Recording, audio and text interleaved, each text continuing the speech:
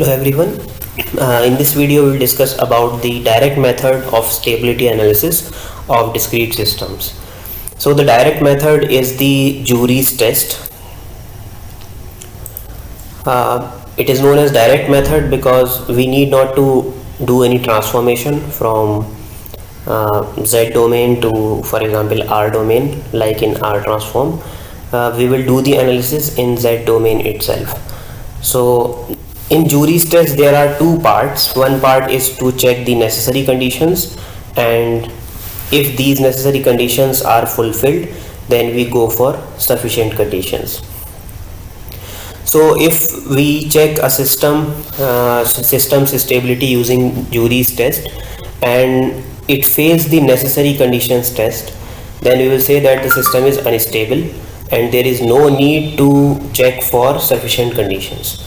But if the necessary conditions test is passed, then we will say that okay, the system can be stable or it can be unstable, and we need to check that using sufficient conditions. So let us say we have a polynomial in Z domain fz equal to an z to the power n plus an minus 1 z to the power n minus 1 and so on, such that an is equal to 0. So this is a characteristic equation in Z domain. So such that an is greater than 0.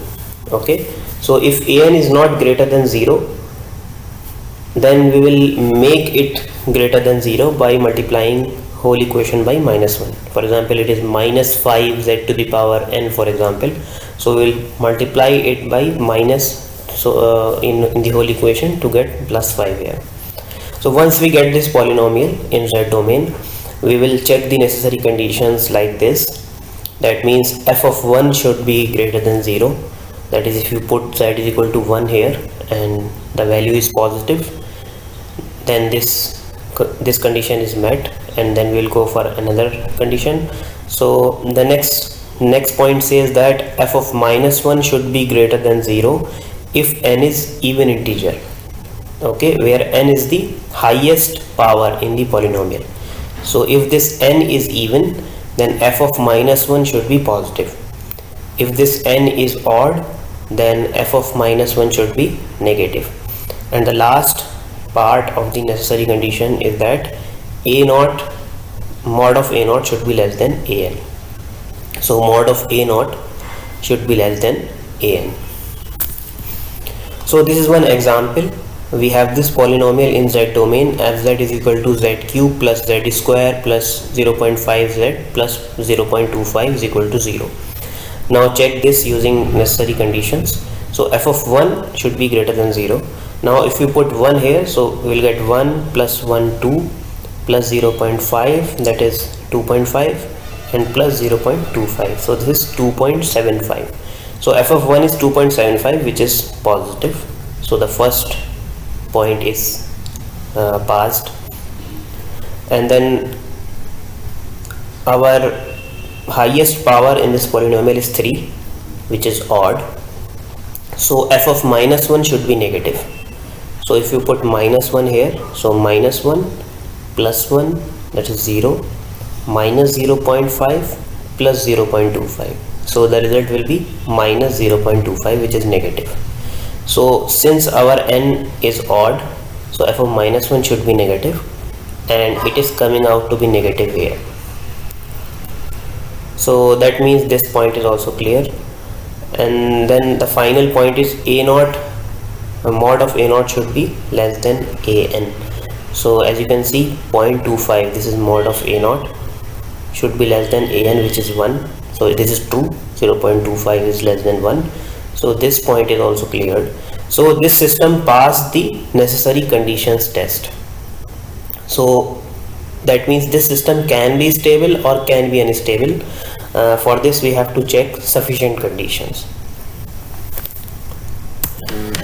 Now this is another example, as you can see. So you can hold this, pause this video, and can see the necessary conditions test. So in this test, this system does not pass the necessary conditions test, so the system is unstable. Okay, so that means we need not to go for necessary conditions test, because the system is already unstable as seen by necessary conditions. Now what is sufficient conditions test? That is done by Jury's table. Now what is Jury's table? Suppose we have a polynomial qz is equal to an z to the power n plus an minus 1 z to the power n minus 1 and so on is equal to 0, such that an is greater than 0. So this is the same polynomial as we discussed earlier. Suppose we have this polynomial, so we will form these rows. So how these rows are formed? First we will write down the coefficients of these polynomials in reverse. So we'll write a0, a1, a2 and so on up to an. So we write it here, a0, a1, a2 up to an. Then we write the coefficients of these polynomials in the same order as written in the equation. So in the second row we will write in the same order, that is an minus 1, a1 up to a0. So as you can see here, an minus 1, an minus 2 up to a0. So once we do this, then we form other rows of this table. Next two rows are for b coefficients, next two rows are for c coefficients, other next two rows are for d coefficients and so on. So b coefficients can be formed, can be obtained by using this formula. So for example, you need to calculate b0. So here put k is equal to 0. Okay, so b0 will be equal to a0 multiplied by, this is the determinant, so a0 multiplied by ak. So since k is 0, so this will be a square minus of an multiplied by an minus 0. Okay, so this is again a0, an, because k is 0. So the answer will be a0 square minus an square. So b0 will be equal to a0 square minus an square. So we'll put b0 here. Next we will find b1. So b1 can be found by just putting k equal to 1 in this formula, and similarly you can find other elements. So once we get this row, we write this row in reverse. Okay, so we write from bn minus 1, bn minus 2 and so on up to b0 in the second row. Okay, so these two rows are for b coefficient. Similarly we get c coefficients by this formula. So this formula and this formula is almost same relationship, other than that we are just adding a minus 1 here. So a minus 1 here and minus 1 here. Okay, so the relationship between b and a0 is same, almost same as the relationship between c and b, ck and b coefficients. Just there is one difference, that we are just putting n minus 1 in place of n here, and n minus 1 in place of n here. Similarly dk can be calculated by this formula. So the relationship is almost the same, just we are adding here we have n minus 1, here we have n minus 2, here we have n minus 1, here we have n minus 2 and so on. So we write c0, c1, c2 up to cn minus 2, and then we write that in reverse. Okay, so you note that as we move from top to bottom, the number of coefficients keep on decreasing.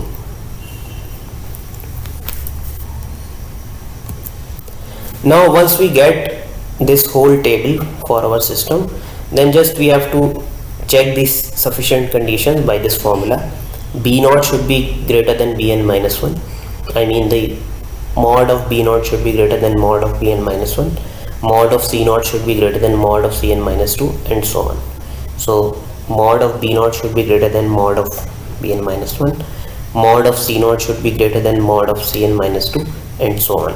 So if this condition is also met, then it means that system is stable.